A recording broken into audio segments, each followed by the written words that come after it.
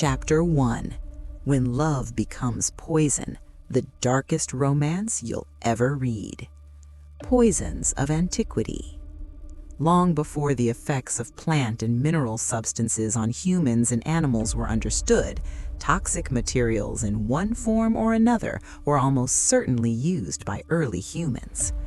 When wounded in combat, perhaps by a flint arrow tip or a stone axe, he searched for a way to strike back at his attacker. While looking for healing remedies, he also discovered harmful substances that triggered painful reactions when smeared on the tip of a weapon designed to penetrate an enemy's body.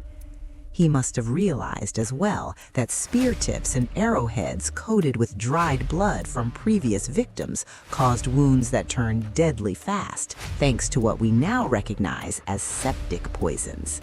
This discovery probably encouraged trials with plant juices until a far more lethal version was uncovered.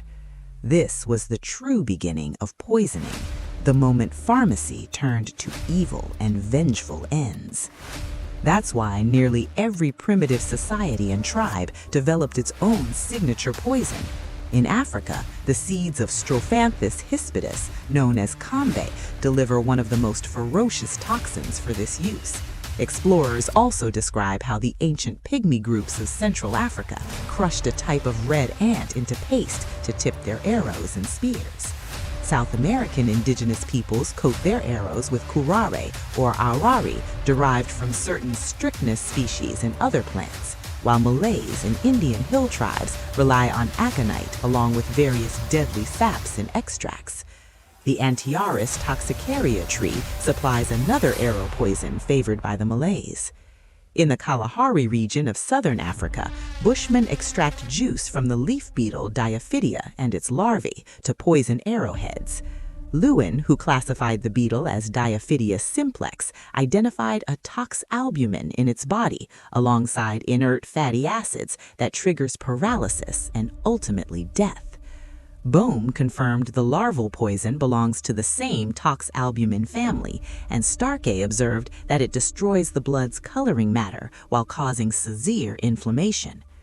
From the earliest times, the word poison has carried an aura of dark mystery, frequently laced with romance. In the shadowy world of mythology, legends and epics whispered of enigmatic toxins. A distant northern realm was imagined to be ruled by sorcerers and supernatural kin, all said to descend from the sun.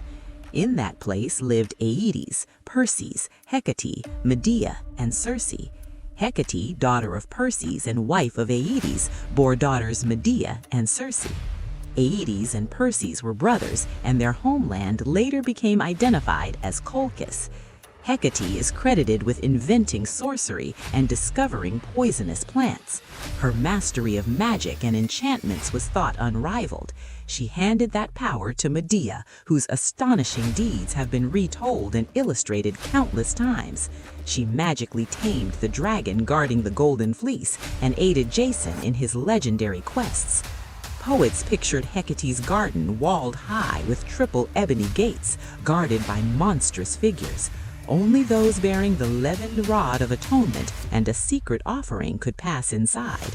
Looming above stood the temple of the fearsome witch, where grotesque sacrifices took place and every kind of horrific spell was cast. Medea herself was a brilliant sorceress and expert in magic.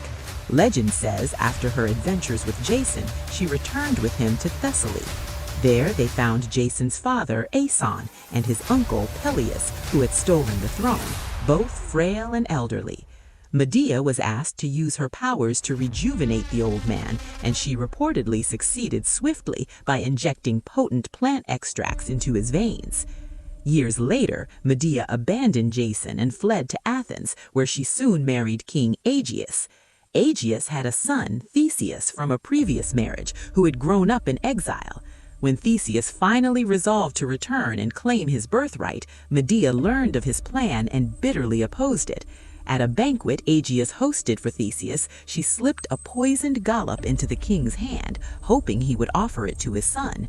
At the decisive moment, Aegeus caught sight of the sword Theseus carried, the very blade he had given his child long ago with instructions to bring it as proof of identity when grown. The cup was dashed away instantly. Father embraced son, and Medea escaped Athens in a chariot drawn by dragons across the sky. Circe's magic carried a more seductive, almost romantic edge. She possessed breathtaking beauty and used it to lure travelers to her island. Once they landed, she sweetly persuaded them to drink from her enchanted cup. The instant the liquid passed their lips, the victims transformed into swine and were driven into her pens, still fully aware of their former humanity, doomed to regret their foolishness forever. Gula, revered by the ancient Akkadians as the patroness of medicine, was regarded 5,000 years before Christ as the mistress and controller of noxious poisons. Some scholars argue that the Hebrew word hashap, translated as witch in the Old Testament, actually referred to a poisoner. Scott believed biblical witches resembled those of ancient Europe, harmless enough when sticking to charms and spells, but dangerous when they supplemented their craft with real poison, making sorceress and poisoner nearly interchangeable terms. The earliest Egyptian king, Menes, and Attalus Philometor, Pergamum's final ruler, both acquired profound knowledge of plant properties. Attalus also explored their medicinal value and was familiar with henbane, aconite, hemlock, hellebore, and similar substances. Other Egyptian rulers advanced the study of medicine, and through the priests who dominated healing practices, they undoubtedly amassed expensive information about toxic and therapeutic herbs. Egyptians prepared prussic acid in diluted form from peaches and related plants. Priests likely possessed early distillation knowledge and produced this lethal substance from peach leaves or pits. A Louvre papyrus refers to the penalty of the peach, suggesting the liquid served as an execution drink. Like modern Chinese in certain contexts, ancient Greeks sometimes viewed suicide as honorable, and poison, usually hemlock extract, called cicuta, was the preferred method. Ancient Chinese reportedly used gold for self-poisoning. Even today, an official suicide is formally reported as he has taken gold leaf, a phrase probably inherited from antiquity. Nicander of Colophon, a Greek physician, 204 to 138 BC, wrote the earliest known treatise on poisons and antidotes. He detailed snake venom effects and the properties of opium, henbane, colchicum, cantharides, hemlock, aconite, toxicum, likely toad venom, buprestis, sea hare, leech, decomposed yew, bull's blood, milk, and certain fungi he labeled evil fermentations of the earth. As antidotes, he recommended warm oil, hot water, and mallow or linseed tea to induce vomiting. He roughly classified 22 poisons into two groups, those that kill rapidly and those that kill slowly. The Greeks employed mineral poisons including arsenic, antimony, mercury, gold, silver, copper, and lead. Remedies focused on hot oil and vomiting to limit absorption. Several ancient authors list bull's blood as a poison. Aeson, King Midas of Phrygia, Plutarch, and Themistocles are said to have died by drinking it, likely mixed with a strong vegetable toxin such as cicuta. Dioscorides, in his enduring Materia Medica, the standard reference for over 15 centuries, described cantharides, copper, mercury, lead, and arsenic. Animal poisons included toads, salamanders, venomous snakes, a rare toxic honey, and ox blood, probably putrid. The Greeks frequently mentioned the sea hare as intensely poisonous.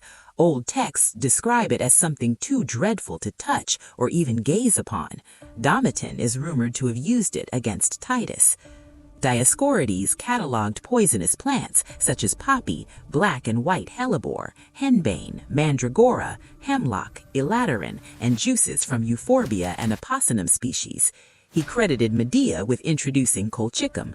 Romans knew black and white hellebore and used it as an insecticide. Pliny reported Gauls poisoning arrows with veratrum preparations. Greeks applied arsenic as a caustic and depilatory, while copper, mercury, and lead appeared in medical treatments. For centuries, the formal study of poisons was prohibited, and Galen noted that only a handful of philosophers ventured to discuss it. In the East, poison served both to kill people and animals from remote antiquity.